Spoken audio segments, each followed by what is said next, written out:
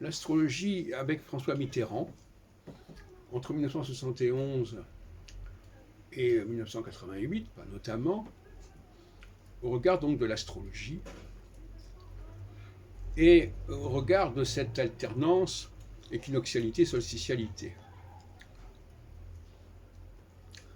Alors c'est un peu compliqué parce que depuis la mort de Pompidou en 1974, par un étrange hasard d'ailleurs, parce qu'il n'était pas censé mourir à ce moment-là, ce n'était pas la fin de son mandat, le septennat s'est articulé sur le cycle de Saturne, jusqu'au quinquennat qui s'est fait au XXIe siècle. Et il s'est articulé à la fois au niveau de la durée, mais aussi au niveau des dates. Donc on avait là quelque chose d'assez exemplaire que le quinquennat a cassé. Mais cela dit, cet ajustement du septennat à l'occasion de plusieurs élections présidentielles a certains inconvénients. Parce que il se produit à la limite entre les deux phases. Et à la limite entre les deux phases, eh bien, il y a une certaine forme d'ambiguïté, si on peut dire. Parce que ça peut être aussi bien la fin d'une phase que le début d'une autre phase. Alors, je vais essayer de reprendre les choses dans l'ordre chronologique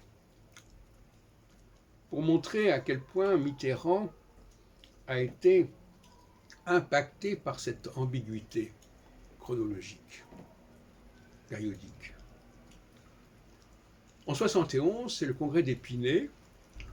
On est en pleine phase équinoxiale. Et donc c'est la renaissance du Parti socialiste, dont François Mitterrand devient le premier secrétaire.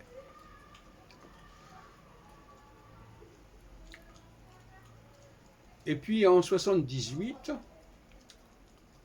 en 74, alors là, c'est une élection, 74, justement, c'est la mort de Pompidou, et c'est une nouvelle élection présidentielle, dont je n'ai pas le faire, qui coïncide avec le début d'une phase solsticiale.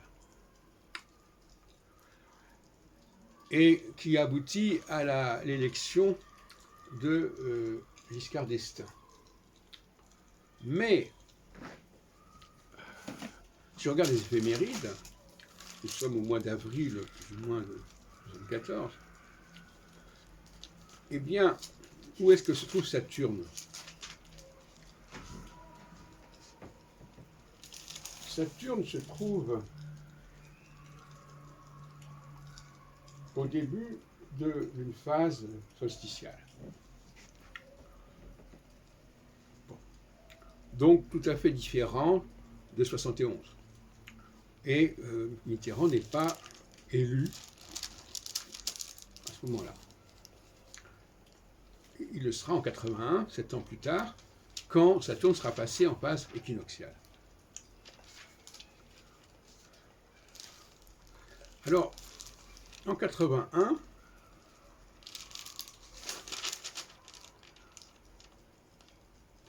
Saturne est en phase équinoxiale, donc c'est favorable à François Mitterrand, si on considère que François Mitterrand est un tempérament équinoxial.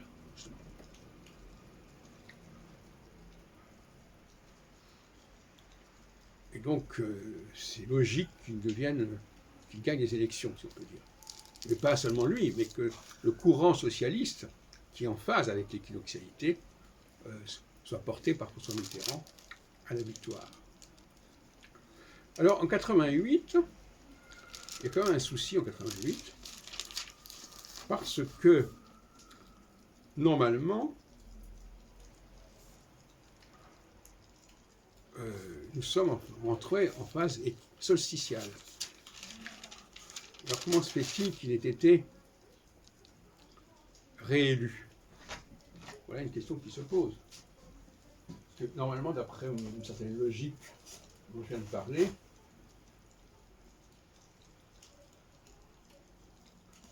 il n'aurait peut-être pas dû l'être. Et quand on regarde de près la situation, on s'aperçoit que c'est extrêmement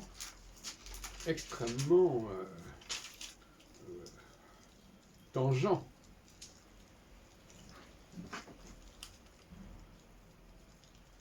Et que, en fin de compte, l'élection de 88 se passe en phase équinoxiale.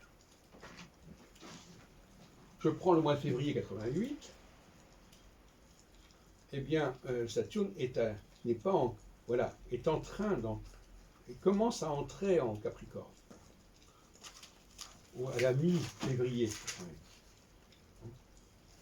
Donc,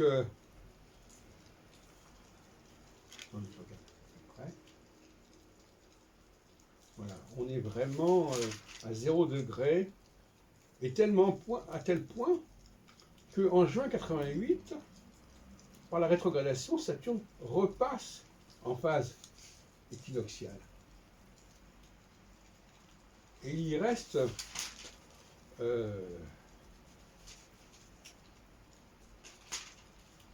longtemps. Il revient en phase solsticiale qu'en novembre 88. Voyez-vous, donc, vous comprenez ce que je veux dire?